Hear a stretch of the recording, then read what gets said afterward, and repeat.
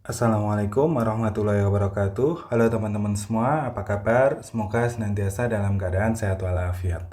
Kembali lagi bersama saya di Math My ID.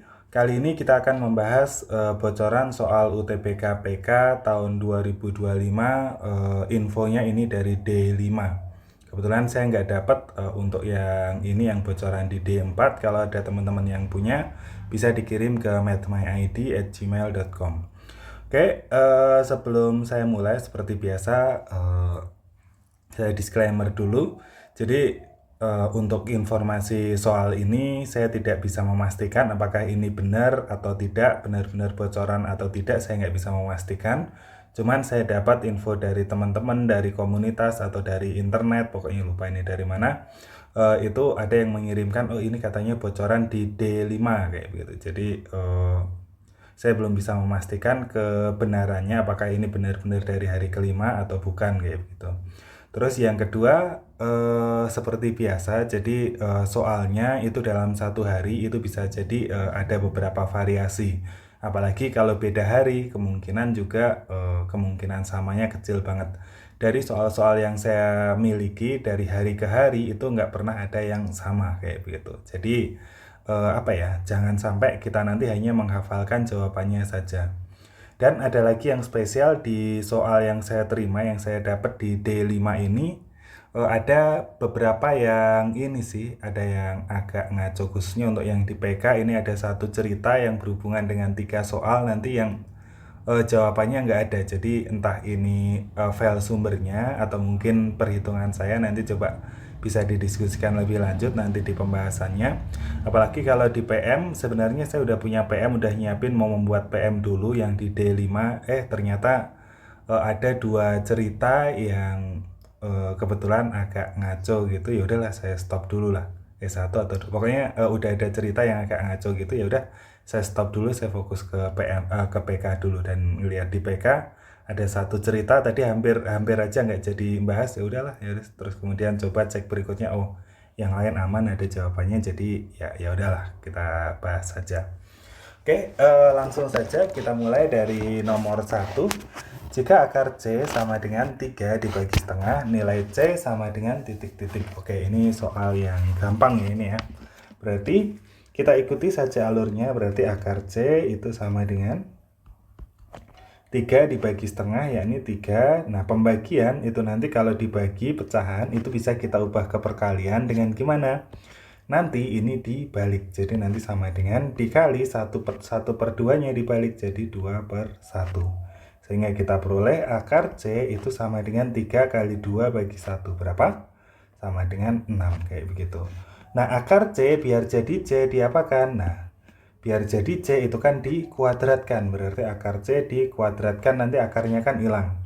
Nah, biar adil, kalau kiri dikuadratkan, kanan juga harus dikuadratkan. Asalnya kayak begini ya, sehingga nanti biasanya kan kalau akar C sama dengan 6, makanya muncul biasanya jadi C itu sama dengan 6 kuadrat. Nah, itu asalnya dari situ sejarahnya. Sehingga kita peroleh C-nya itu sama dengan 36. Oke, masih gampang ya nomor 1 ya. Kita lanjut ke soal nomor 2.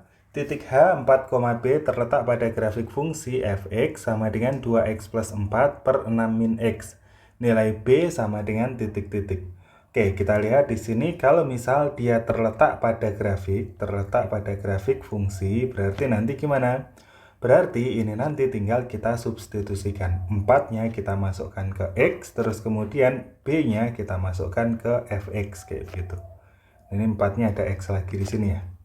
Oke, berikutnya tinggal kita masukkan, berarti fx-nya kan sama dengan B. Berarti jadi B sama dengan 2x plus 4. Nah, x-nya diganti dengan 4. Berarti jadi gimana ini? 2 dikali 4 plus 4 dibagi dengan 6 dikurangi 4. Jadi, semua x di sini kita ganti dengan 4. Oke, terus berikutnya kita operasikan jadi berapa ini? 2 kali 4 itu sama dengan 8 plus 4 dibagi dengan 6 dikurangi 4 itu 2. 8 ditambah 4 itu jadinya 12 dibagi dengan 2 sama dengan berapa? Ada 6, kayak begitu. Sehingga kita peroleh nilai B-nya itu sama dengan 6. Masih gampang ya ini ya. Kita lanjut ke soal nomor 3. 10 bilangan yaitu 6, 2, 6, 8, 9, 4, 4, 3, 2, 9 diurutkan dari yang terkecil hingga yang terbesar.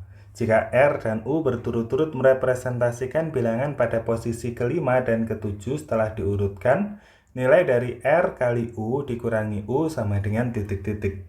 Oke, yang perlu diperhatikan di sini dia urutannya dari mana. Nah, ini ternyata diurutkan dari yang terkecil hingga yang terbesar kayak begitu. Sehingga tinggal kita urutkan dulu. Soalnya kadang kemarin ada di hari pertama itu urutannya dari terbesar ke yang terkecil. Nanti jangan sampai terkecoh di situ ya. Ini termasuk soal gampang. Nanti kalau terkecoh sayang banget. Oke, berarti dari terkecil hingga terbesar, paling kecil berarti kita urutkan dulu 2, 2, 2-nya ada 2, terus kemudian 3-nya ada 1, terus 4, 4, terus berapa lagi nih? 5, nggak ada, 6, 6, terus 7 nggak ada, 8, 9, 9. Kita pastikan 1, 2, 3, 4, 5, 6, 7, 8, 9, 10. Oke, udah 10 bilangan. Nah, sekarang gimana ini? Kita tentukan di sini R dan U adalah merepresentasikan bilangan pada posisi kelima dan ketujuh. Kita lihat posisi kelima mana? 1, 2, 3, 4, 5. Berarti yang ini jadi R. Yang ketujuh mana? 5, 6, 7. Ini yang ketujuh. Berarti kita peroleh R-nya itu 4 dan U-nya itu 7. Kayak begitu ya. Nah, terus berikutnya tinggal kita ikuti saja alurnya. Yang ditanya R dikali U dikurangi U. R dikali U dikurangi dengan U sama dengan R-nya itu 4 dikali dengan 6, terus kemudian dikurangi dengan berapa? 6. Sehingga kita peroleh 4 kali 6 itu 24 dikurangi dengan 6. 24 kurangi 6 jadi berapa? 18. Jadi yang B. Oke, ada yang ditanyakan nomor 3. Nomor 3 juga masih lumayan sih, ini masih gampang. Kita lanjut ke soal berikutnya, soal nomor 4. Banyaknya persegi pada bangun datar di atas. Nah, ini harusnya gambarnya di atasnya ya. Saya taruh di bawah lagi. Pada bangun datar di atas adalah titik-titik. Berarti kita hitung nih ada berapa perseginya. Kita hitung dulu. 1. Terus kemudian 2, 3, 4. Oke, ini ada 4, terus ada lagi di mana? 5, 6, terus ada lagi 7, terus 8, ada lagi nggak? Saya cuman dapat 8, udah nggak ada ya? Oke, berarti banyak perseginya hanya ada 8. Oke, kalau teman-teman nemu lebih banyak lagi nanti bisa kita diskusikan di kolom komentar. Kalau nemu yang lebih sedikit, nah ini kan udah jelas ada 8. Kalau nemunya ternyata cuma 5, nanti coba dicek di sini perhitungannya. Apakah ada yang salah saya dalam menentukan banyak perseginya. Kita lanjut ke soal berikutnya, soal nomor 5. Untuk setiap bilangan bulat B didefinisikan, nah ini kurung B sama dengan 36 per B min 5 jika B-nya genap negatif, 3B min 7 dikali B jika B-nya ganjil positif, 5B per 2 jika B itu lainnya selain genap negatif maupun ganjil positif. Sekarang kita cek nilai dari min 2 dikali 1, ini dikurung-kurung begini ya. Berarti pertama kita cari dulu nih yang di sini, 1 ini hasilnya berapa? Kita coba 1. Sama dengan kita cek, apakah 1 merupakan bilangan genap negatif? Oh, bukan, ternyata 1 kan bukan bilangan genap negatif. Kita cek berikutnya, apakah 1 merupakan bilangan ganjil positif? 1 itu positif, 1 itu ganjil. Oh iya benar, 1 merupakan bilangan ganjil positif. Karena 1 merupakan bilangan ganjil positif, kita pakai rumus yang ini. Berarti kita masukkan nih berarti. Satunya berarti B-nya kan kita ganti 1 nih. Berarti jadi 3 dikali 1 dikurangi 7 dikali dengan 1 kayak begini. 3 kali 1 jadi 3 dikurangi 7 dikali 1 kayak gitu. Kali 1 sih nggak ngaruh ya. 3 kurangi 7 jadi negatif 4, dikali 1 hasilnya tetap negatif 4 kayak begitu. Nah, sekarang kita udah dapat nih nilainya kurung 1. Ini kurung apa ya ini bacanya ya? Tanda kurung 1 ini. Nah, berikutnya kita cari nih yang ditanya ini. Tanda kurung negatif 2 dikali dengan hasilnya ini tadi. Karena ini 1 ini hasilnya adalah negatif 4, berarti ini kita ganti dengan negatif 4 begini. Sehingga kita peroleh berapa ini? Min 2 kali min 4 berapa? Negatif kali negatif itu hasilnya positif. 2 kali 4 hasilnya 8. Berarti ini jadi 8 begini. Sama dengan kita masukkan, kita cek di sini apakah 8 itu adalah bilangan genap negatif? Oh, 8 itu bilangan genap, tapi bilangan genap positif, bukan negatif. Berarti bukan. Kita cek yang kedua, apakah B bilangan ganjil positif? Nah, apakah 8 itu bilangan ganjil positif? 8 itu bilangan positif, tapi bukan ganjil. Oh, berarti bukan juga yang ini. Nah, berarti karena B itu selain 2 itu, makanya karena 8 itu selain bilangan genap negatif maupun ganjil positif, 8 itu bukan genap negatif maupun ganjil positif, sehingga dia masuknya ke yang lainnya. Sehingga nanti 8 itu masuknya ke rumus yang ini. Jadi berapa ini? Kita masukkan 5 dikali 8 per 2. Oke, 5 kali 8 itu 40, dibagi 2 hasilnya adalah 20. Sehingga kita peroleh jawabannya adalah yang E. Ada yang ditanyakan? Kita lanjut ke soal berikutnya. Nah, ini soal yang tadi saya bilang ada yang nggak dapat. Coba kita cek dulu ya, kita pastikan. Grafik fungsi fx sama dengan x kuadrat plus 6x min 30 dan garis 2y min bx plus 12 sama dengan 0 berpotongan di dua titik berbeda. Nah, karena dia berpotongan, berarti gimana? Berpotongan itu sebenarnya tinggal disama dengankan. Tapi kalau misalnya bentuknya kayak begini, bisa juga disubstitusikan ya nanti ya.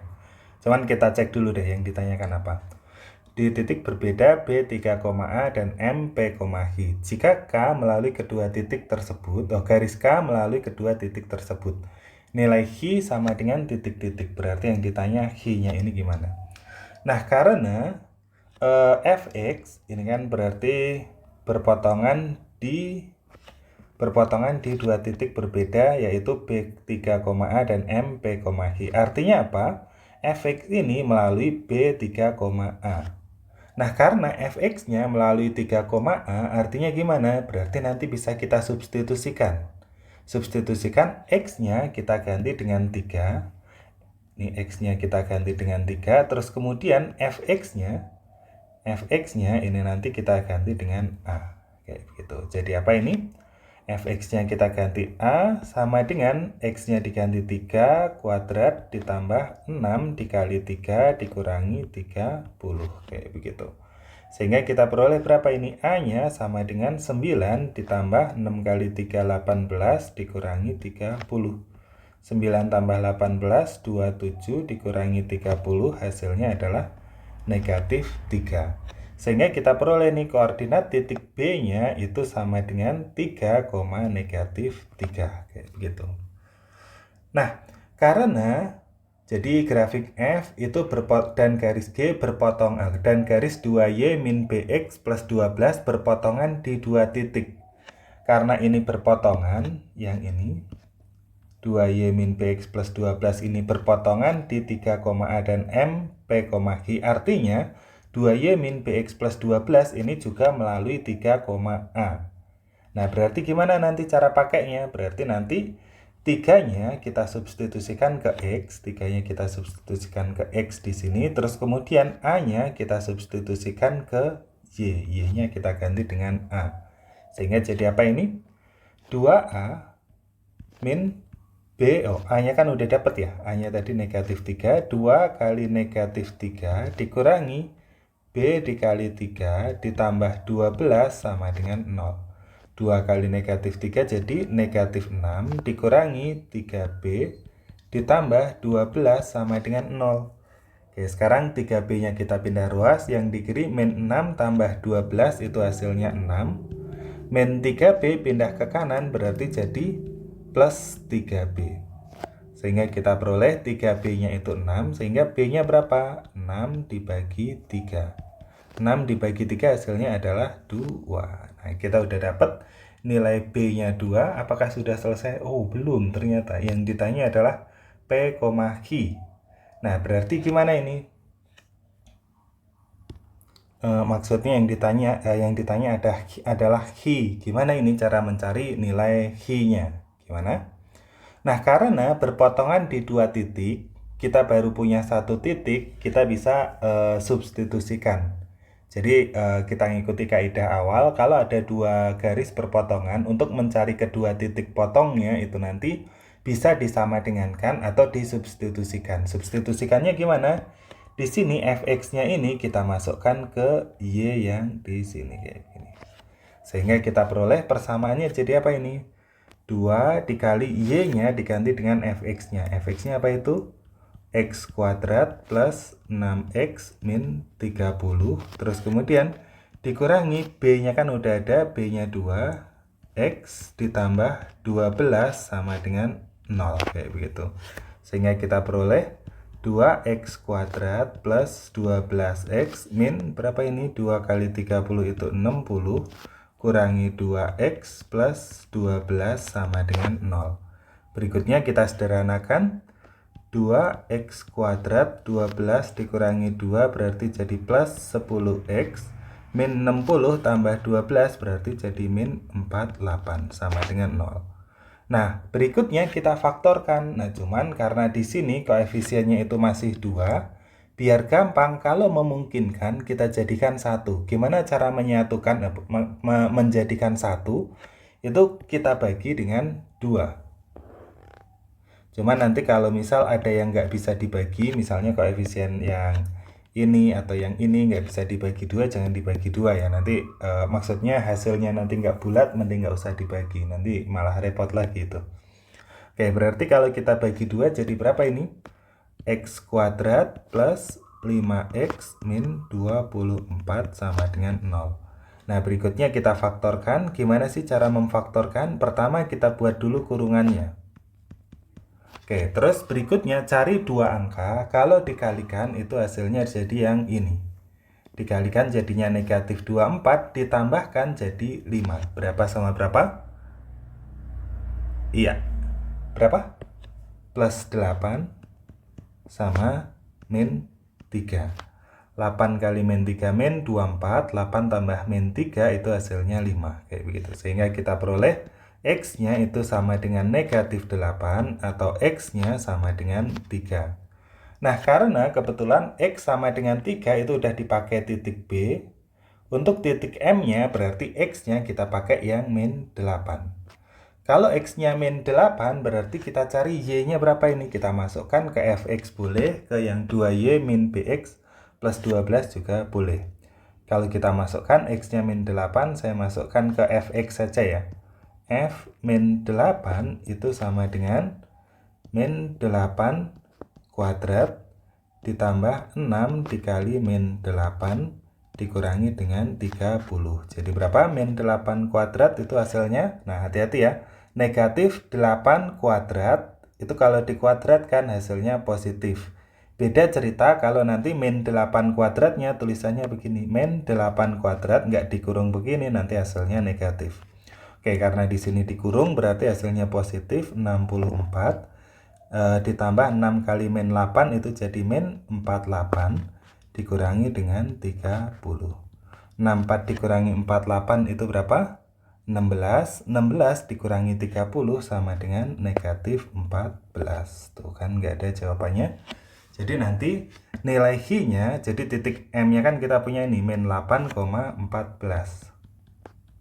Min 8, min 14, sehingga kita peroleh ini P-nya, ini Q-nya. Berarti P-nya itu sama dengan berapa?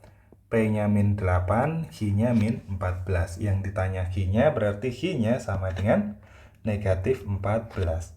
Oke, dari tadi saya mencoba di bagian ini kok dapatnya selalu negatif 14.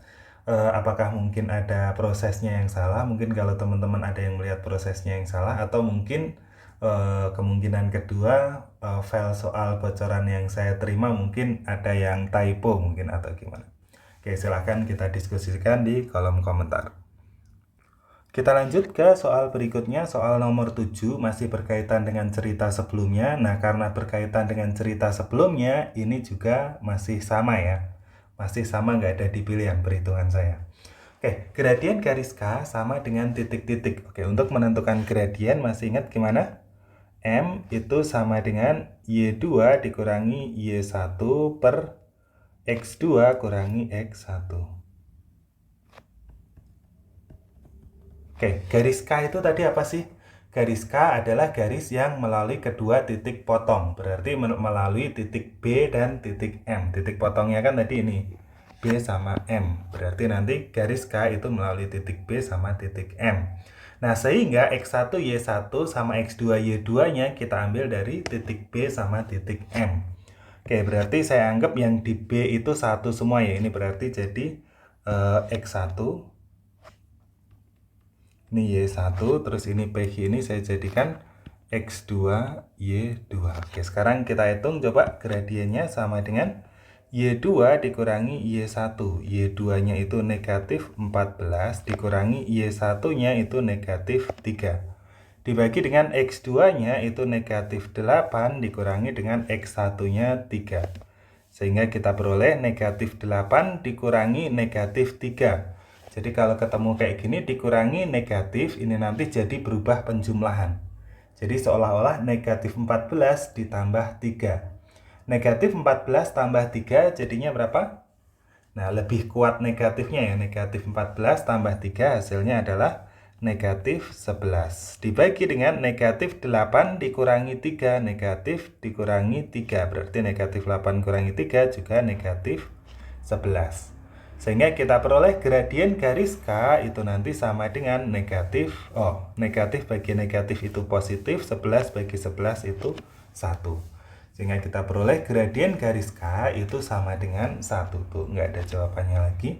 Sampai nomor 8 nanti juga masih seperti ini. Kita lanjut ke soal berikutnya, soal nomor 8. Garis Y sama dengan CX plus D tegak lurus terhadap garis K yang melalui titik M. Nilai C plus D sama dengan titik-titik. Oke, kita ikuti alurnya ya. Berarti garis K, garis Y sama dengan CX plus D itu tegak lurus dengan garis K. Masih ingat kalau misal ada dua garis saling tegak lurus itu hubungannya apa? Iya. Kalau ada dua garis saling tegak lurus, nanti M1 kali M2 sama dengan min 1.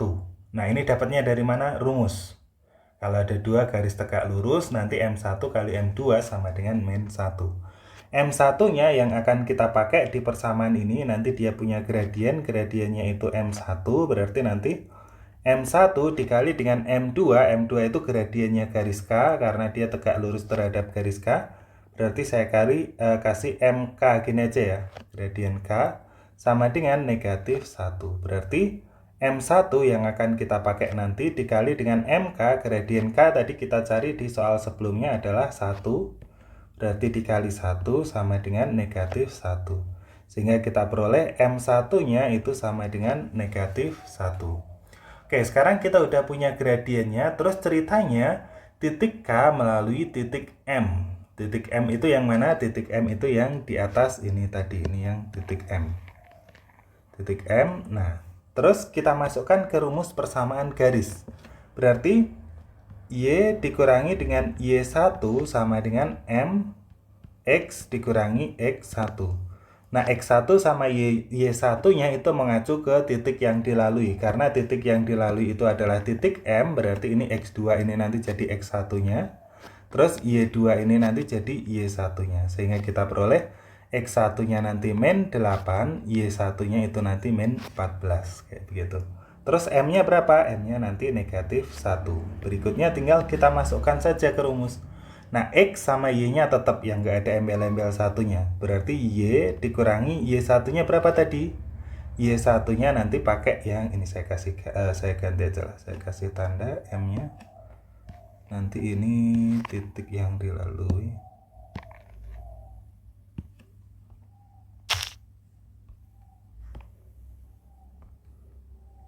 jadi X1, ini Y1-nya. Oke.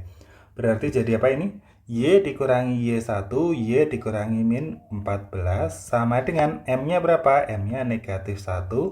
X dikurangi X1-nya juga negatif 1. X1-nya berapa tadi? X1-nya negatif 8, maaf. Negatif 8. Oke, sehingga kita peroleh Y dikurangi min 14. Dikurangi min, berarti jadi plus ya. Y plus 14 sama dengan min 1 dikali X dikurangi min, berarti jadi plus 8. Kayak begini kan ya. Terus sehingga ini Y plus 14-nya belum kita apa-apain dulu. Sama dengan min 1 dikali X jadi min X. Min 1 kali 8 jadi min 8.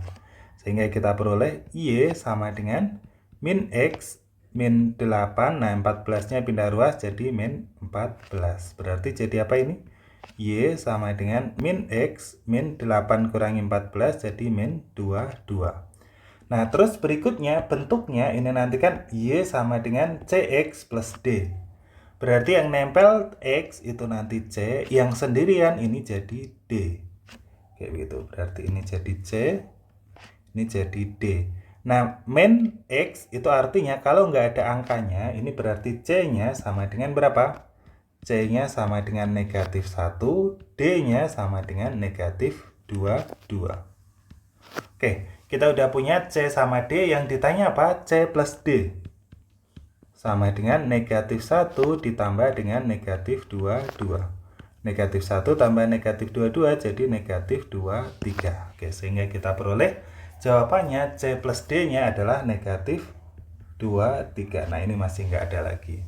Oke, di paket soal yang infonya itu dari bocoran D5 itu ada 3 soal ini sih yang jawabannya nggak sesuai dengan pilihan. Nanti kalau ada yang ikut tes di D5 kebetulan ketemu soal yang sama, saya penasaran sih apa emang beneran kayak begini ini soalnya sama pilihannya, atau memang yang saya terima itu beda sama yang aslinya. Kita lanjut ke soal berikutnya. Suatu prisma dengan tinggi 3 memiliki alas berupa daerah trapesium ABCD. Koordinat titik-titik sudut trapesium tersebut disajikan dalam gambar berikut. Jadi ini sebenarnya gambar alasnya doang ya, ini bukan gambar utuh. Alasnya berbentuk trapesium, sebenarnya nanti dia trapesiumnya nanti naik ke atas, tapi nggak bisa mengilustrasikan ya dari sini ya. Dia nanti di sini ABCD ini hanya alasnya saja, hanya sekedar alas. Oke, kita lihat pertanyaannya. Nomor 9, jarak antara sisi AD dan sisi BC sama dengan titik-titik. Oke, kita ini dulu, kita dekatkan gambarnya. Oke, seperti ini kan gambarannya. Jarak sisi AD dengan sisi BC. Nah, AD itu kan yang ini. BC itu yang ini. Jaraknya itu berarti kita tarik tegak lurus dari AD ke BC. Berarti nanti jaraknya itu ini ke sini. Nah, untuk menentukannya, nah kebetulan kan ini nih kita amati koordinatnya itu X-nya itu yang AD itu X-nya kan sama-sama di 2. Sedangkan BC itu X-nya sama-sama di 6. Nah, karena kayak begini ini keuntungan buat kita mencarinya jadi lebih gampang untuk mencari jarak garisnya. Berarti nanti jaraknya itu sama kayak selisih X-nya. AD dengan BC itu jaraknya itu sama kayak selisihnya, misalnya ini saya kasih T begitu. T-nya itu nanti sama kayak selisihnya berapa tadi selisihnya, berarti 6 dikurangi dengan 2. 6 dikurangi 2 berapa? 4 kayak gitu. Sehingga kita peroleh jaraknya AD dengan BC itu adalah 4. Gampang kan yang ini? Kita lanjut ke soal berikutnya, soal nomor 10. Luas daerah trapesium ABCD sama dengan titik-titik. Oke, kita tampilkan lagi hasil yang dari nomor sebelumnya tadi. Oke, kita peroleh tadi T-nya berapa? T-nya itu 4 ya tadi ya dari nomor sebelumnya. Ini T-nya 4. Oke. Nah, sekarang yang ditanya adalah luas trapesium ABCD. Gimana luas trapesium itu? Ada yang masih ingat? Apa? Ya, luas trapesium itu nanti sama dengan atas tambah bawah kali tinggi bagi 2. Nah, Atasnya berarti yang mana? Ini yang atas, ini yang bawah, begini ya. Iya apa enggak? Bukan. Hati-hati ya di sini ya. Jadi trapesium ketentuannya atas dan bawah itu harus saling sejajar. Berarti nanti sisi yang saling sejajar itu yang mana? Ini dengan ini, kayak begitu. Berarti nanti biar kelihatan, itu nanti trapesiumnya ini kita putar dulu nih. Kita putar, set, begini. Nah, ini baru kelihatan atas sama bawahnya. Berarti atasnya itu tadi yang ini ke sini. Ya, jadi nggak kelihatan angkanya. Udah deh, kita balikin dulu. Kita cari dulu ukurannya berapa ini. B ke C itu berapa panjangnya? B ke C. Nah, kebetulan kan X-nya sama ini. Sama-sama 6, berarti nanti panjangnya tinggal kita lihat bagian Y-nya. Oke, tinggal kita lihat bagian Y-nya doang. Berarti berapa ini Y-nya?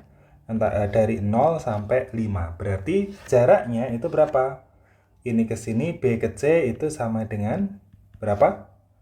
5 dikurangi dengan 0. Berarti berapa? 5 kurangi 0 ya 5. Terus kemudian AD-nya itu kita cari nih. AD itu sama dengan berapa?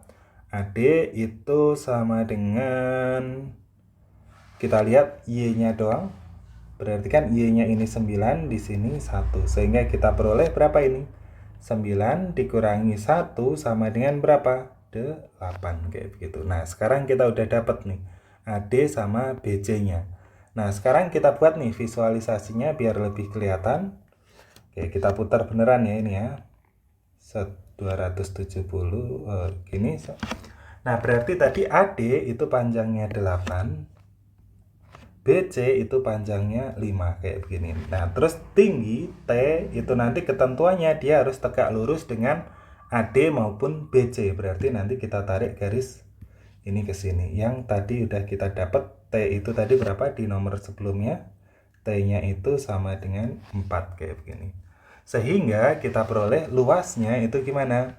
Luas itu sama dengan apa tadi? Luas atas tambah bawah dikali dengan tinggi dibagi 2. Atasnya berapa? Atasnya 5 ditambah bawahnya 8 dikali tingginya 4 dibagi dengan 2, kayak begitu.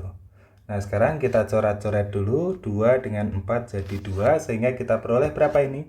5 tambah 8 itu jadi 13 dikali dengan 2.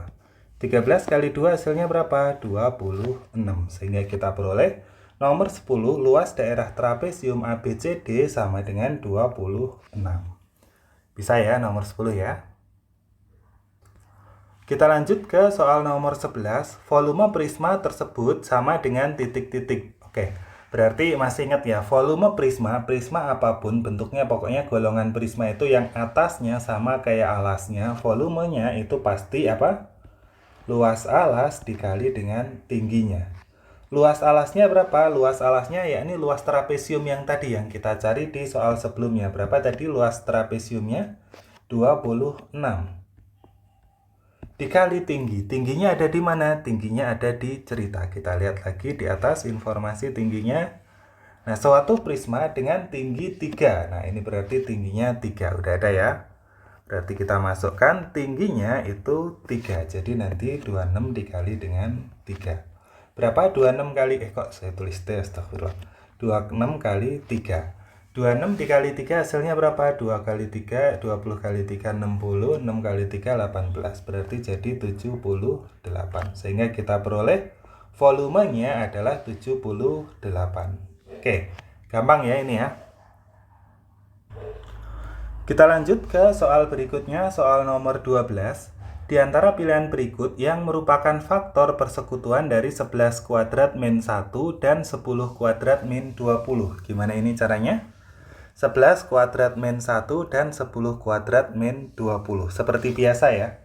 11 kuadrat min 1 kita jabarkan dulu. 11 kuadrat min 1 itu sama kayak 11 kuadrat dikurangi 1 kuadrat. Sehingga kita pakai A kuadrat min B kuadrat itu sama dengan apa? A plus B berarti 11 plus 1 dikali dengan A min B. 11 dikurang 1. Sehingga kita peroleh berapa ini? 11 tambah 1 jadi 12 dikali dengan 11 kurangi 1 jadi 10. 12 kita faktorkan nih. 12 itu faktorisasi primanya berapa? 12 berarti 2 dikali dengan 2 dikali dengan 3. 2 kali 2 4 kali 3 jadi 12. Kalau 10 faktorisasi primanya berapa? 2 dikali 5. Kayak begitu. Oke, sekarang kita udah dapat nih 11 kuadrat min 1-nya. Kita cari yang 10 kuadrat min 20. Sama dengan berarti 10 kuadrat itu bisa kita keluarkan 10 dikali dengan berapa? 10. Nah, dikurangi. Nah, 20 dibagi 10 itu jadi 2. Kayak begini. Sehingga kita peroleh berapa ini? Jadi 10 dikali dengan 10 kurangi 2 itu 8. Jadi berapa ini? 10 itu faktorisasi primanya jadi 2 kali 5 kok 3? 5 dikali dengan 8 itu 2 dikali 2 dikali 2 kayak gini. Nah, sekarang kita udah dapat nih faktorisasi primanya. Kita cek yang mana yang merupakan faktor persekutuan. Kalau faktor persekutuan berarti nanti bisa merupakan faktor dari dua-duanya, yang kanan maupun yang kiri. Cara ngecek faktornya gimana? Kalau misal ini angka di sini bisa dibentuk dari perkalian angka-angka yang ada di sini. Oke, contohnya misal 20 nih. 20 ini apakah faktor persekutuan? Kita cek. Apakah 20 faktor dari 11 kuadrat min 1? Kita coba perkaliannya ada yang menghasilkan 20 nggak? Misalnya 2, 2, 5. Ini kan hasilnya 20. Nah, yang kiri merupakan faktornya 20. Sekarang yang kanan gimana? 2 kali 5 kali 2. Berarti ini menghasilkan 20 juga. Sehingga 20 ini merupakan faktor persekutuan. Kita cek lagi yang berikutnya, 15. Kita cek untuk yang sebelah kiri bisa nggak menghasilkan 15. 15 itu 3 dikali 5. Hasilnya 15. Yang kiri merupakan faktor. Yang kanan, berapa ini? 5, 2. Isinya 2 sama 5. Nggak ada 3. Nggak bisa ya. Nggak ada yang menghasilkan 15. Sehingga yang kedua ini bukan faktor. Kita cek yang ketiga. Yang ketiga itu 10. Kita cari di sebelah kiri 10 itu bisa nggak? 10 itu bisa disusun dari 2 kali 5. Yang kanan bisa nggak 10? Oh iya, ini ada juga 2 kali 5. Sehingga 10 itu merupakan faktor dari yang kiri maupun dari yang kanan. Sehingga 10 itu merupakan faktor persekutuan. Oke, sekarang kita lihat berikutnya 3. Nah, 3 itu ternyata ada di sebelah kiri. Oke, 3 merupakan faktor dari 11 kuadrat min 1. Kita cek di kanan. Oh, ternyata kanan nggak ada 3-nya sama sekali nih. Berarti yang kanan itu 10 kuadrat min 20. 3 itu bukan faktor dari 10 kuadrat min 20. Berarti ini bukan faktor persekutuan. Nah, dari sini kita peroleh berapa ini? Yang merupakan faktor persekutuan itu adalah pernyataan 1 dan pernyataan 3. Jadi yang B. Oke, ada yang ditanyakan? Kita lanjut ke soal berikutnya, soal nomor 13. Fungsi P memenuhi 8 per X min 1 untuk kurang dari PX kurang dari 3 pangkat X. Untuk X lebih dari sama dengan 2. Di antara pilihan berikut ini nilai P di X sama dengan 3 yang tidak mungkin adalah, nah ini seperti biasa ya, tinggal kita masukkan X-nya 3. Berarti 8 dibagi dengan apa? 3 dikurangi 1 kurang dari P3 kurang dari 3 pangkat 3. Berarti 8 dibagi 3 kurangi 1 kan 2. 8 bagi 2 itu jadi 4, kurang dari P3, kurang dari 3 pangkat 3 itu 27. Nah, berarti kalau P3 itu antara 4 sampai 27, kita cek nih masing-masing pernyataan. Pernyataan 1 itu kalau 30, mungkin nggak 30 itu jadi nilai dari P3.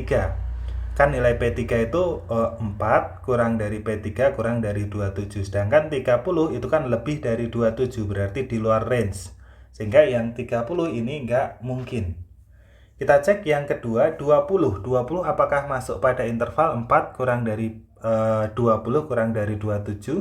20 itu lebih dari 4 benar, 20 itu kurang dari 27 benar. Sehingga yang kedua ini benar, kayak begitu.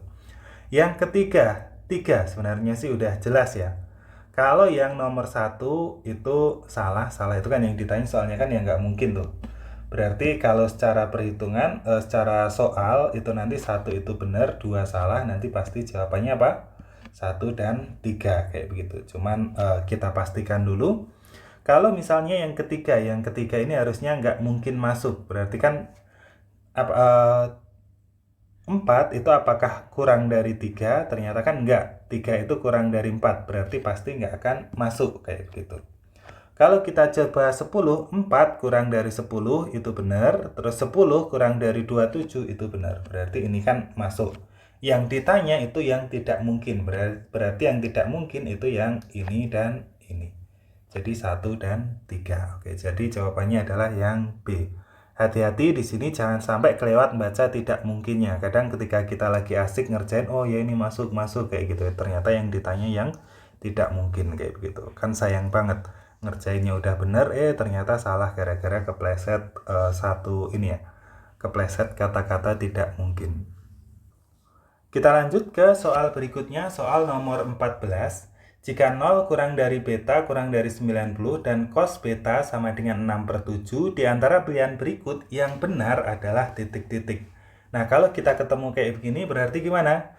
Kita buat dulu segitiga siku-sikunya seperti biasa ya. Kita buat segitiga siku-siku bebas pokoknya, yang penting segitiganya siku-siku. Oke. Nah, sekarang diketahui cos beta sama dengan 6/7. Berarti kita taruh dulu nih, betanya mau di mana? Mau di kiri, mau di atas, bebas.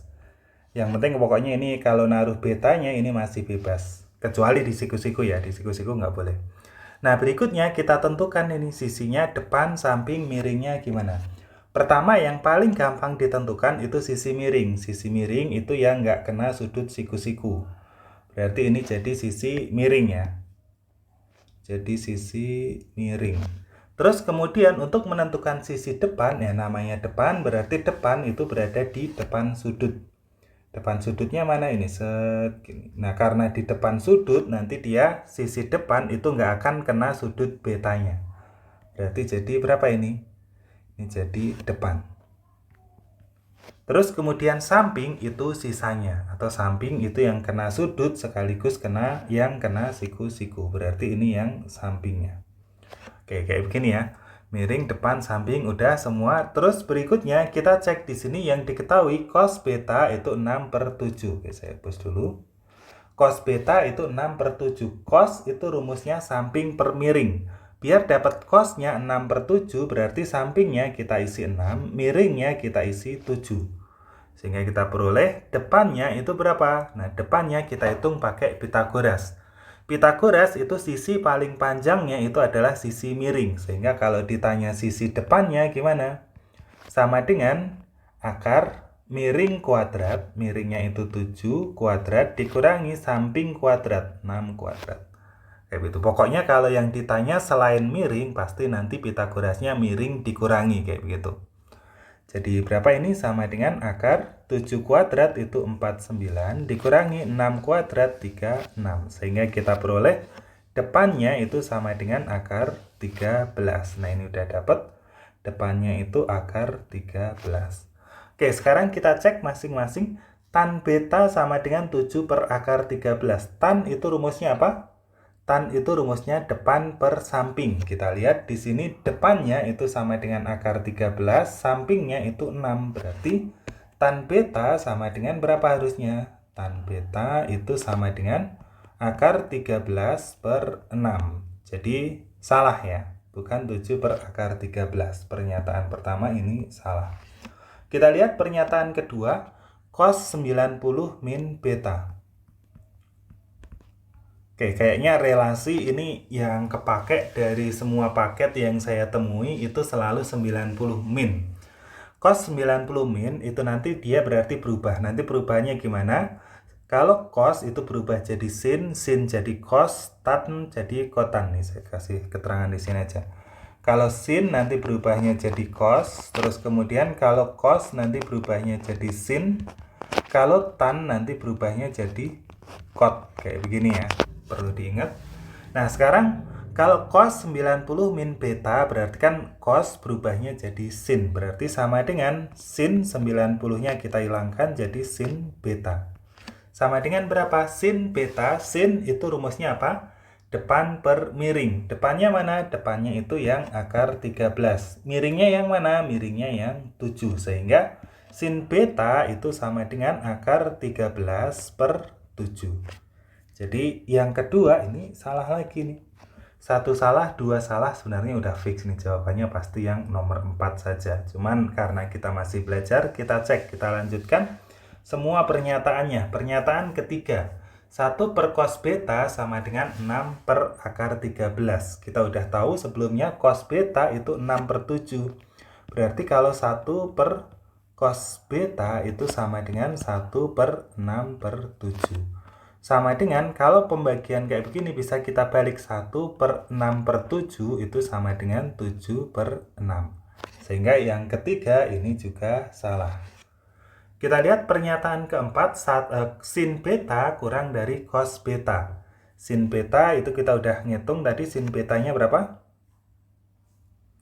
Sin beta itu akar 13 per 7. Oh maaf, ini iya sin beta ya, akar 13 per 7. Sedangkan cos beta itu ada di soal 6 per 7. Benar apa salah sih? Sin beta akar 13 per 7. Ini kita bandingkan sin beta cos beta. Sinnya itu akar 13 per 7, cosnya itu 6 per 7. Bagaimana cara membandingkannya? Ayo, kemarin udah pernah ya. Berarti karena bentuk akar ini sama-sama kita jadikan bentuk akar. Ini udah bentuk akar 13 per 7. 6-nya itu bisa kita ubah jadi akar 36 per 7. Nah, dari sini udah kelihatan ini.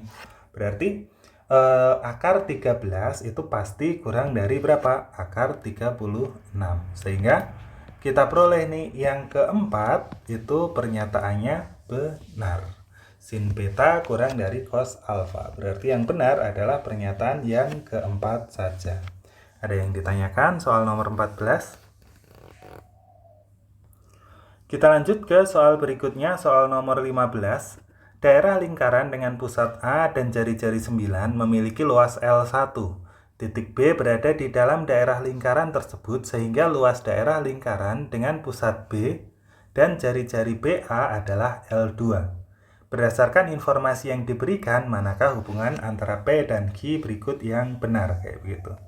Oke, di sini saya punya lingkaran dengan pusat A di sini ya. Terus kemudian saya punya lagi lingkaran. Nih set lingkaran yang lain. Terus di sini pusatnya itu B kayak begitu. Terus kemudian jari-jari lingkaran B itu BA. Oke, misalnya kayak beginilah gambarannya. Oke, terus ini jadi luas 2, yang biru full ini jadi luas 1 kayak begini. Nah, kira-kira apa nih hubungannya? Luas 2 itu berapa kalinya luas 1? Nah, kalau kita perhatikan di sini hanya ada informasi apa? Hanya ada informasi jari-jari lingkaran 2 itu adalah BA. Sedangkan B-nya itu nanti dia ada di sembarang. Artinya nanti dia masih bisa geser-geser. Maksudnya geser-geser gimana? Di sini yang penting nanti lingkarannya dia nempel ke ini ya, nempel ke pusat, dia masih bisa mengecil begini, tapi masih tetap nempel pusat atau mungkin geser di sini, di sini, di sini, di sini, di sini, dan banyak kemungkinan lainnya. Berarti nanti luasnya itu masih belum pasti. Ini luas, kok luas 1 lagi sini luas 2 ya. Luas 2-nya itu masih belum pasti, masih bisa membesar, masih bisa mengecil. Namun, meskipun belum pasti apakah ini udah konsisten kayak begitu. Nah, kita coba. Di sini luas 2-nya kan bisa membesar, mengecil kayak begitu. Kita cari sekecil mungkin. Berarti luas 2-nya kalau kita minimalkan sekecil mungkin. Nah, udah kecil banget kayak gitu. Nanti dia akan mendekati 0 kayak begitulah kalau misal jari-jarinya kecil banget. Kalau kita besarkan segede mungkin, misalnya gede banget segini. Misalnya segini, berarti jari-jarinya berapa? Kalau misal kayak gini, jari-jarinya jadi ya tidak boleh. Boleh nggak kayak begini jari-jarinya kayak begini? Kita lihat informasinya apa ini? Titik A dan titik B terletak di dalam daerah lingkaran tersebut sehingga luas lingkaran dan daerah pusat dengan pusat B dan jari-jari BA adalah L2. Ini masih boleh nyebrang ke sini. Sampai nyebrang ke sini. Nah, sampai seberapa jauh nyebrangnya? Mentok-mentoknya paling jauh itu nanti jari-jarinya, sampai jari-jarinya itu nanti, oh nggak boleh ya kalau nyebrang ya, masih boleh ya. Paling jauh jari-jarinya itu nanti sampai di sini juga. Set, ini sampai jari-jari yang B, berarti nanti ke sini. Set, begini. Nah, nanti maksimumnya untuk yang luas 2 itu segini nih. Oke. Sekarang kita analisis ini ya, perhitungannya. Berarti karena tadi kan kita udah mengsimulasikan. Berarti kalau sekecil mungkin itu nanti jari-jarinya bisa sangat kecil banget mendekati 0. Kalau jari-jarinya mendekati 0 berarti nanti ya luasnya mendekati 0. Sebenarnya nggak 0 lah, kecil banget pokoknya kayak begitu. Berarti nanti kalau kita ambil sekecil mungkin berarti nanti nilai P-nya itu kan L2 dibagi dengan L1. L2-nya itu 2 dikali Pi, ya maaf, Pi dikali dengan R-nya kita anggap sekecil mungkin, anggap aja 0, meskipun nggak 0 juga sih, nanti mendekati 0, dibagi dengan Pi dikali R1 kuadrat. R1-nya udah ada, dikali 9 kuadrat, kayak begitu. Sehingga P-nya itu nanti kalau kita ambil lingkarannya sekecil mungkin tuh saya buat gambarnya yang sesuai lah. Atau saya buatin yang kecil aja. Nah, ini yang hijau ini sebenarnya ini masih bisa lebih kecil lagi ya. Pokoknya nanti jari-jarinya sangat kecil banget mendekati 0 gitu. Sehingga nanti jari-jari P-nya itu sama dengan L2 dibagi L1. L2-nya itu nanti jadi 0/9 kuadrat ya, 0 kayak begitu. Sebenarnya secara geometris nggak mungkin sih lingkaran dengan jari-jari 0, tapi secara analitik ya bisa sih. Lingkaran nanti pusatnya sama-sama di A-nya itu B-nya berada di posisi A, terus R-nya itu nanti 0, ya udah P-nya nanti jadi 0. Kalau kita pakai informasi sekecil mungkin, itu nanti berarti kita peroleh P-nya itu sama dengan 0. Berarti nanti P itu kurang dari Hi, kayak begini. Kalau kita pakai informasi yang sebesar mungkin, berarti kita pakai lingkaran merah. Kalau kita lihat lingkaran merah, itu berarti jari-jarinya kan kebetulan yang ini nih, jari-jari lingkaran merah. Nah, ternyata lingkaran merah ini jari-jarinya sama kayak jari-jari lingkaran biru. Jari-jari lingkaran biru juga segini kan? Nah, berarti nanti kalau kita ambil semaksimal mungkin, sebenarnya nggak akan nyampe pas, cuman ini deh, nggak akan nyampe pas, tapi nanti mendekati lah, sangat dekat dengan jari-jarinya sama kayak jari-jari lingkaran kedua. Berarti gimana? Jari-jari lingkaran 1. Berarti nanti P-nya kalau kita pakai ukuran semaksimal mungkin, berarti jadi Pi dikali 9 kuadrat, ya kan? Jari-jari lingkaran 2-nya itu jadi 9. Dibagi dengan jari-jari lingkaran 1-nya itu berapa? Juga 9 kuadrat, kayak begini. Atau sebenarnya lebih tepatnya ini kurang dari gitu, cuman ya nggak terlalu inilah. Oke, ini kita coret, berarti kita peroleh P-nya itu nanti sama dengan 1. Sebenarnya ini nggak akan benar-benar pas di 1, tapi sangat dekat dengan 1. Bisa misalnya jadi 0,999999999 dan seterusnya kayak begitu. Jadi di sini nanti kalau P-nya itu nanti mendekati 1, sehingga nanti hubungannya apa? Kalau P-nya mendekati 1, nanti kesimpulannya P itu lebih dari Hi. Nah, karena ini ada inkonsistensi, ketidakkonsistenan, P-nya itu bisa kurang dari Hi atau bisa juga lebih dari Hi, sehingga kesimpulannya apa? Nah, dari dua pernyataan ini, dari dua kuantitas ini tidak dapat ditentukan hubungan antara kuantitas P dan Q berikut di atas. Oke, ada yang ditanyakan? Kita lanjut ke soal berikutnya, soal nomor 16. Untuk setiap bilangan bulat F, G, H, I, J, dan K didefinisikan seperti ini. Ya, udah ini simbolnya dari kemarin macam-macam aja ya. Ini sekarang kurungnya kayak kebalik begini. Oke, intinya kayak begitulah. Diketahui E merupakan bilangan genap positif. Berdasarkan informasi yang diberikan, manakah hubungan antara kuantitas P dan Q berikut yang benar?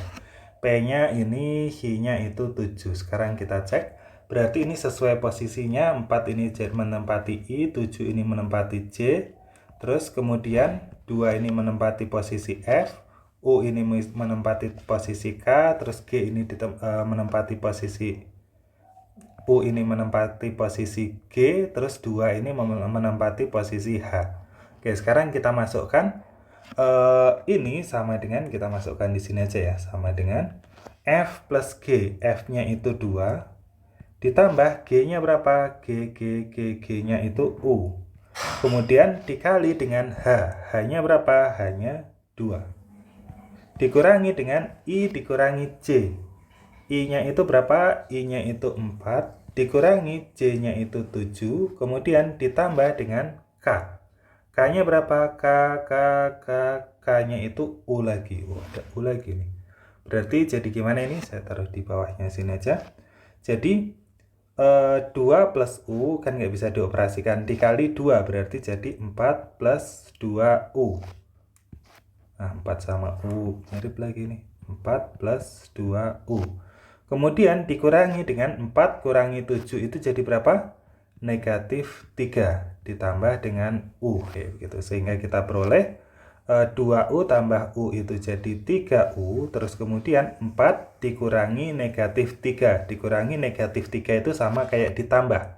Jadi 4 tambah 3 itu jadi 7.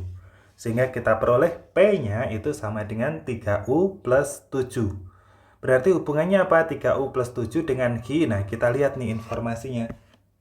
Diketahui U apa E sih ini? Kayaknya saya yang typo ini. Oh ini U ya harusnya. Diketahui U merupakan bilangan genap positif. Berarti gimana ini? U-nya itu bilangan genap positif, berarti karena U itu bilangan genap positif, berarti paling kecil U-nya nanti 2. Kalau U-nya 2, berarti P sama dengan berapa? 3 kali 2, 6, tambah 7 jadi 13.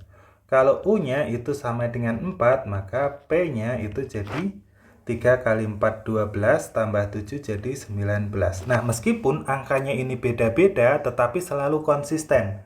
Konsisten kalau nilai P itu nanti selalu lebih besar dari Q, sehingga ini udah bisa ditentukan.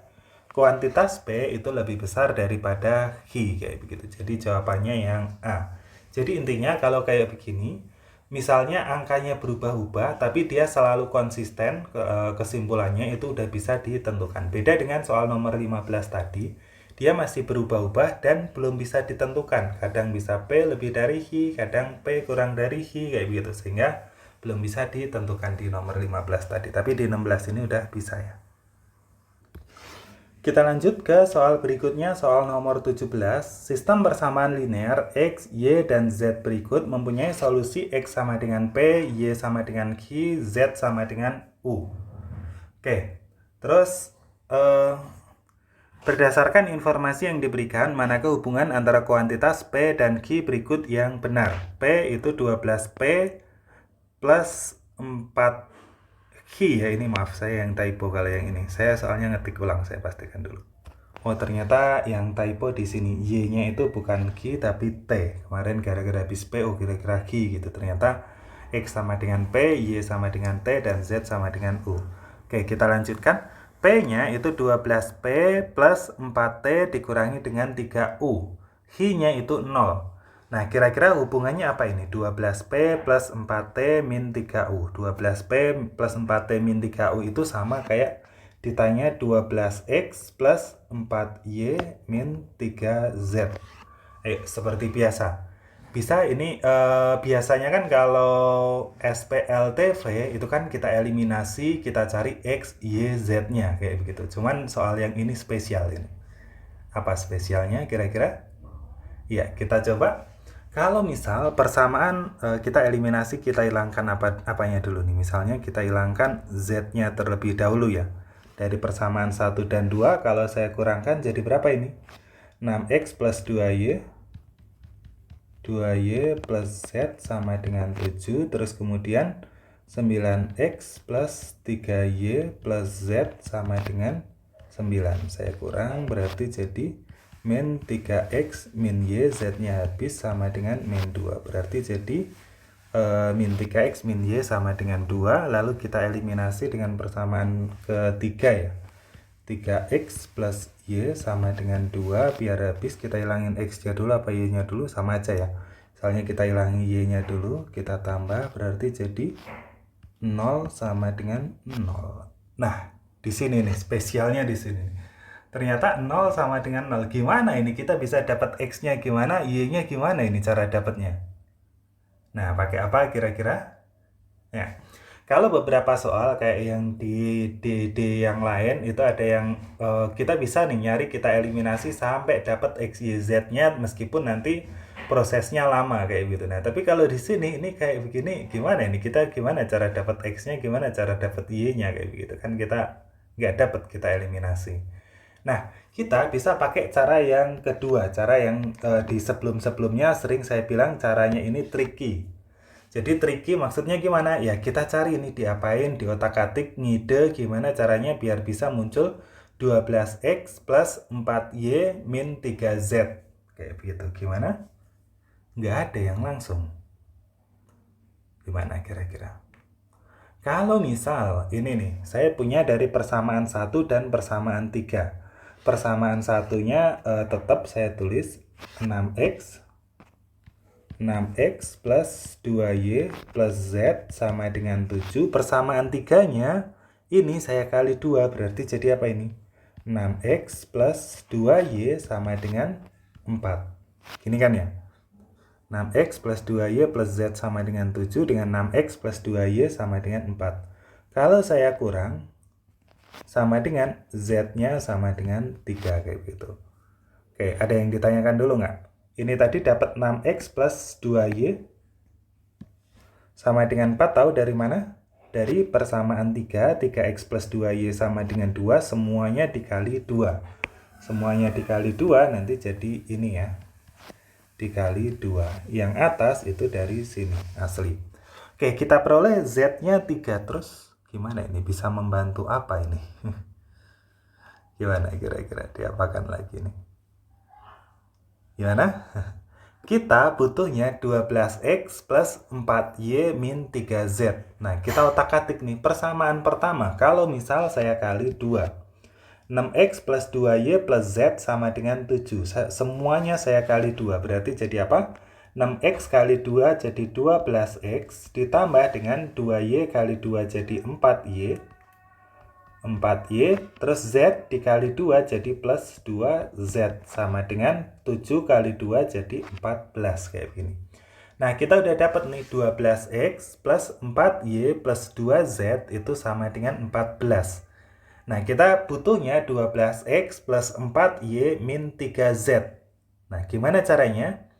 Tadi di sini kita udah dapat nih nilai z-nya itu sama dengan 3. Berarti kita udah punya persamaan baru z sama dengan 3. Nah, berarti ini kan 12x plus 4y ini kan udah aman. Tinggal butuh gimana caranya 2z biar jadi min 3z. Gimana? Ya tinggal kita kurang dengan 5z. Ini kalau kita buat persamaan keduanya 5z sama dengan, kalau z itu 3, 5z itu berarti 5 dikali 3. Jadi berapa? 15 kayak gitu. Kalau kita kurang, ini hasilnya berapa? Kita kurang jadi 12x plus 4y, 2z dikurangi 5z jadi min 3z sama dengan 14 kurangi 15 jadi negatif 1.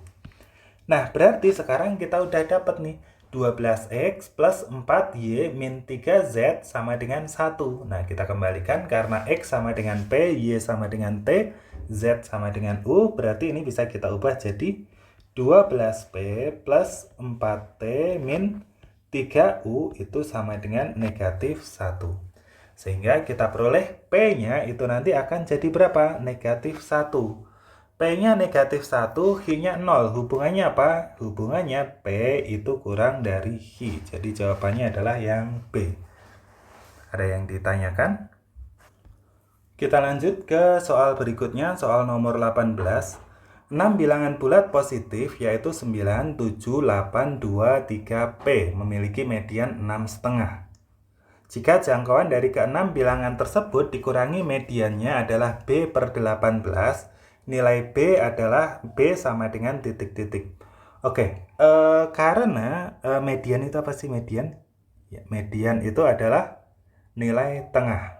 Nah, berarti ini datanya harus kita urutkan dulu. Berarti jadi 2, 3, terus kemudian 7, 8, 9. Nah, P-nya di mana ini kira-kira? Karena mediannya itu 6,5, berarti di sini kan nggak ada nih yang nilainya 6,5. Nah, berarti nanti P-nya itu berada di sini nih. P-nya di sini, P-nya harus berapa? P-nya harus 6. Kenapa? Kalau nggak ada 6-nya, nanti mediannya nggak jadi 6,5.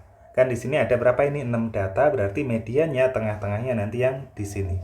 P tambah 7 dibagi 2, itu jadi mediannya. 7 dibagi 2 sama dengan berapa? 6,5 ya. Sehingga ini kita kali ke sana. P plus 7 sama dengan 6,5 dikali 2. 6 kali 2, 12, tambah setengah kali 1, 1. Jadi 13. Sehingga kita peroleh P-nya itu sama dengan berapa? 13 kurangi 7, 6. Kayak gitu. Sebenarnya sih ini juga udah jelas sih. Ini P sama 7 ya pasti itu P-nya 6 kayak gitu. Cuman kalau pengen diperhitungkan kayak begini. P-nya dapat 6. Nah, terus pertanyaannya, jika jangkauan dari ke-6 bilangan tersebut, jangkauannya itu berapa? Jangkauan itu data terbesar kurangi terkecil. Berarti jangkauannya berapa? Data terbesarnya ini 9, terkecilnya ini 2. Sehingga kita peroleh jangkauannya itu 9 kurangi 2 itu 7. Oke, terus berikutnya kata-katanya gimana? Jangkauan dari ke-6 tersebut dikurangi mediannya. Jangkauannya udah tahu, mediannya udah tahu ini dari soal. Mediannya itu 6,5.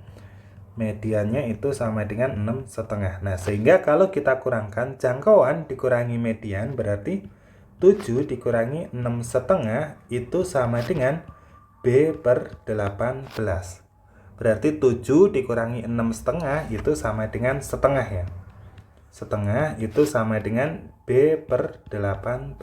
Sehingga kita kali silang, setengah dikali dengan 18 itu sama dengan B. Sehingga kita peroleh B-nya itu sama dengan berapa? Setengah kali 18 jadi 9.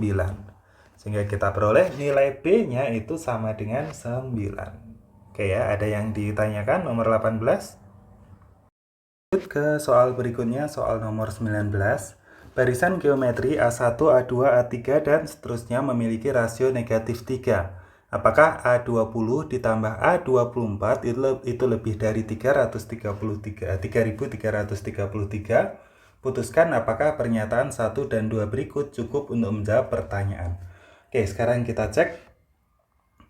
Jadi A20 ditambah A24. Jadi yang ditanya itu A20. Oh, ini dulu deh. Kita review, ini kan barisannya merupakan barisan geometri. Barisan geometri itu rumus UN-nya itu sama dengan A dikali R pangkat N min 1. Ini umumnya. Cuman di sini kan dibuat barisan geometri A1, A2, A3, dan seterusnya. Sehingga nanti kita buat AN, kita modifikasi dikit, sama dengan A-nya kan berarti A1 dikali dengan R pangkat N min 1. Kayak begini. Nah, berikutnya yang ditanya itu kan A20 tambah A24 apakah lebih dari 3333? Kita sederhanakan dulu. A20 ditambah dengan A24 itu berarti sama dengan apa nih? A20 kita ikuti rumus ini, AN itu sama dengan kalau A20 berarti A1 dikali dengan R pangkat 20 dikurangi 1 jadi 19. Ditambah dengan A24 berarti sama dengan A1 ditambah R pangkat 24 kurangi 1 berarti jadi 23 kayak begini. Sehingga kita peroleh seperti ini. Nanti yang ditanya A1 R pangkat 19 ditambah A1 R pangkat, oh ini kok ditambah sih dikali ini. A1 R pangkat 23 ini apakah lebih dari 3333? Oke, nah terus berikutnya ini kita sederhanakan dulu deh. Nanti biar lebih gampang di perhitungannya. Ini kan A1 R pangkat 19 dengan A1 R pangkat 23, kita pakai sifat distributif, bisa keluar berapa? Ya, bisa keluar A1 R pangkat 19. A1 R pangkat 19 dibagi A1 R pangkat 19 jadi 1, ditambah A1 R pangkat 23 dibagi A1 R pangkat 19 jadi R pangkat berapa? 23 kurangi 19, 4 ya. Oke. Jadi seperti ini. Nanti kita ngeceknya tinggal apakah A1R pangkat 19 ditambah 1 plus R pangkat 4 ini nanti akan lebih dari 3333. Oke, kita geser dulu biar punya space lebih. Nah, sekarang kalau kita pakai pernyataan pertama doang, kalau kita pakai informasi di pernyataan pertama, apakah sudah cukup? Kalau kita punya informasi yang satu, A10 itu kurang dari negatif 1. A10 itu berarti gimana tadi? AN itu kan A1R pangkat N-1. Berarti kalau A10, N-nya diganti 10, jadi A1 dikali R pangkat 10 dikurangi 1. Langsung aja saya tulis 9 gini ya, kurang dari negatif 1. Sehingga kita peroleh A1-nya itu akan kurang dari berapa? A1-nya kurang dari negatif 1/9. Kayak begini. Nah, berikutnya karena A1-nya itu kurang dari negatif 1/9. Oh maaf, 1/R pangkat 9, bukan 1/9. Sehingga nanti yang kita carikan A20 plus A24, A20 plus A24. Ini nanti karena A1-nya kurang dari, hasilnya juga akan kurang dari. A1-nya kita ganti dengan min 1/R pangkat 9 dikali dengan R pangkat 19 dikali 1 plus R pangkat 4. Begini kan, sehingga hasilnya akan kurang dari 1/R pangkat 9 dikali R pangkat 19. Sama kayak R pangkat 19 dibagi R pangkat 9. Jadi R pangkat berapa? 19 kurangi 9 itu jadi berapa? 10. Berarti ini jadi min R pangkat 10 dikali dengan 1 plus R pangkat 4. Nah, berikutnya kita masukkan R-nya. Berarti ini min 3 pangkat 10 dikali dengan 1 plus min 3 pangkat 4. Kayak begitu ya. Nah, karena di sini min 3 pangkat 10 ini kan hasilnya pasti apa? Min 3 pangkat 10 itu hasilnya pasti positif. Jadi negatif kalau pangkatnya genap itu hasilnya kan positif. Terus kemudian 1 plus min 3 pangkat 4. Nah, ini juga min 3 pangkat 4 ini hasilnya positif. Tambah 1 positif, berarti nanti positif tambah positif juga pasti positif. Oke, nah tapi ini ada positif, positif, positif kali positif itu ada positif. Tapi di depannya ini ada negatif. Sehingga ini nanti hasilnya pasti negatif. Pasti negatif gitu ya. Karena negatif saya tulis di sini kurang dari 0 kan, boleh kan? Nah, karena di sini hasilnya itu pasti negatif, ya udah saya tulis ini nanti kurang dari negatif gitu aja. Nah, kita belum menentukan nilainya berapa, tapi yang jelas hasilnya itu pasti negatif. Negatif kan pasti kurang dari 0. Jadi kalau ditanya apakah A20 ditambah A24 itu lebih dari 33333? Pasti tidak. Kenapa? Karena nilainya itu nanti pasti negatif. Negatif itu nggak mungkin lebih dari 3333. Sehingga kita pakai pernyataan satu saja udah cukup untuk menjawab. Kayak begitu. Oke, gini ya yang pernyataan pertama. Kita lihat pernyataan kedua. Kalau kita pakai pernyataan kedua saja gimana? Kalau kita pakai pernyataan kedua, kita punya informasi A10 itu lebih dari negatif 5. Negatif 5. Sehingga A10 sama ya. A1 dikali R pangkat 9 itu lebih dari negatif 5. Sehingga kita peroleh A1 itu lebih dari negatif 5 per R pangkat 9. Nah, dengan proses yang sama berarti A20 ditambah A24 itu pasti harus lebih dari, karena ini kan tandanya lebih dari. Ini lebih dari berapa ini? Min 5 per R pangkat 9 dikali R pangkat 19 dikali 1 plus R pangkat 4. Oke, sehingga di sini lebih dari berapa ini? Min 5 per R pangkat 9 dikali R pangkat 19 sama ya. Ini jadi ada tambahnya min 5 R pangkat 10 dikali dengan 1 plus R pangkat 4. Oke, nanti berikutnya kita ganti negatif 3, berarti jadi gimana ini? Min 5 dikali negatif 3 pangkat 10, 1 plus negatif 3 pangkat 4. Oke, dengan analisis yang sama, berarti ini negatif 3 pangkat genap ini pasti positif. 1 ini negatif 3 tambah 4 ini pasti positif. 1 ditambah ini hasilnya juga positif. Positif dikali positif hasilnya juga pasti positif ya. Positif, positif. Nah, tapi di sini ada negatif 5, ini nanti negatif. Negatif kali positif kali positif. Negatif kali positif itu hasilnya negatif, kali positif lagi hasilnya negatif. Sehingga kita peroleh hasilnya itu lebih dari negatif. Lebih dari negatif, nah itu lebih umum lagi. Jadi nanti nilainya itu bisa lebih gede gitu ya, lebih dari negatif. Bisa positif, bisa 1, bisa 2, bisa 3, dan seterusnya kayak begitu ya.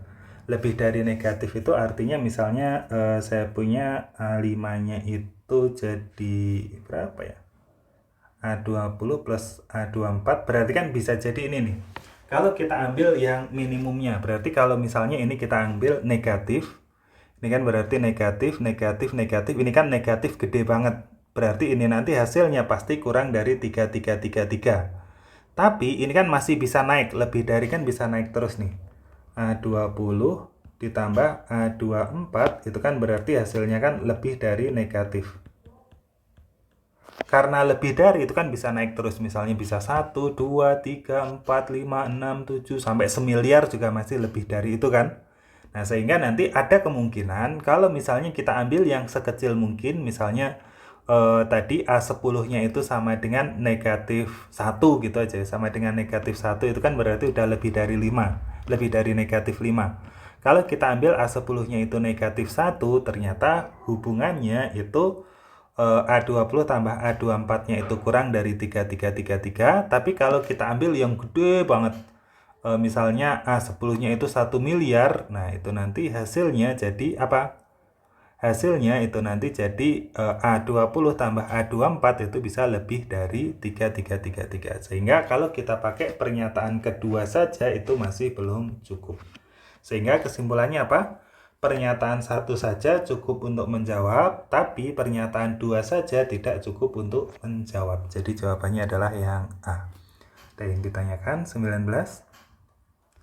Kita lanjut ke soal berikutnya, soal nomor 20. Fungsi f dan g dengan variabel real didefinisikan sebagai berikut.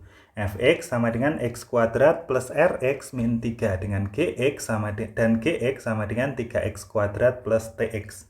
Untuk bilangan bulat positif R dan T tertentu, apakah terdapat bilangan real C sehingga FC sama dengan GC? Putuskan apakah pernyataan 1 dan 2 berikut cukup untuk menjawab pertanyaan tersebut. Oke, seperti biasanya di DD sebelumnya, hari-hari sebelumnya itu soal kayak gini tuh cenderung yang paling susah sih emang. Cuman kita cek dulu yang di sini. Berarti agar terdapat bilangan real C sehingga FC sama dengan GC, tinggal kita masukkan aja. Kita samakan FC sama dengan GC. Berarti ini kalau X-nya kita ganti dengan C, nanti sama dengan ini, X-nya kita ganti dengan C juga. Jadi apa ini? FC berarti jadi C kuadrat ditambah dengan RC dikurangi 3 itu sama dengan GC-nya itu berarti 3C kuadrat ditambah TC, kayak begini. Oke, terus berikutnya kita pindah ruas. Pindah ruas kemana nih? Ke kiri semua boleh. Berarti C kuadrat dikurangi 3C kuadrat jadi negatif 2C kuadrat. RC, yaudah saya tulis ditambah RC dikurangi TC, terus kemudian dikurangi 3 sama dengan 0. Gini ya.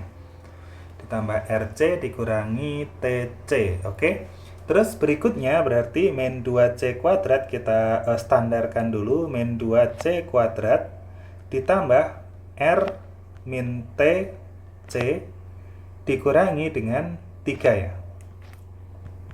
Sama dengan 0. Oke. Berarti ini kita udah punya bentuk persamaan kuadratnya. Agar persamaan kuadrat ini memiliki penyelesaian, syaratnya apa? Masih ingat persamaan kuadrat? Kalau ada persamaan kuadrat di mana? Sini ya. AX kuadrat plus BX plus C sama dengan 0. Agar punya penyelesaian itu syaratnya apa? Syaratnya harus D itu lebih dari sama dengan 0 agar punya penyelesaian. Nah, agar D lebih dari sama dengan 0, D itu apa? D itu sama dengan B kuadrat min 4AC. Berarti nanti harus kita cek apakah B kuadrat min 4AC-nya itu lebih dari atau sama dengan 0. Nah, sekarang kita cari nih B kuadrat min 4AC-nya berapa. Kita cek dulu D-nya itu berarti A-nya kan yang nempel C kuadrat, ini A, ini B, ini C. Berarti kita cek D-nya itu sama dengan B kuadrat R min T kuadrat dikurangi 4 dikali A-nya itu min 2 kali C-nya itu min 3. Begini, sama dengan, nah ini nggak usah dijabarkan, R min T kuadrat dikurangi 4 kali 2, nah ini min 2 kali min 3 itu jadi positif 6, dikali 4 jadi 24. Berarti kita peroleh D-nya itu sama dengan R min T kuadrat dikurangi 24. Nanti ini kita pakai untuk ngetes. Maksudnya ngetes gimana? Ngetes pernyataannya. Kalau kita pakai pernyataan 1, apakah nanti udah bisa disimpulkan? Nanti kita ngetesnya pakai D-nya. Jadi harus kita tes D-nya itu selalu konsisten atau enggak, kayak gitu. Maksudnya konsisten gimana? Konsisten selalu lebih dari sama dengan 0 atau selalu konsisten kurang dari 0, itu nanti udah bisa disimpulkan. Oke, kalau misalnya kita pakai pernyataan ke-1 saja, kita punya informasi apa?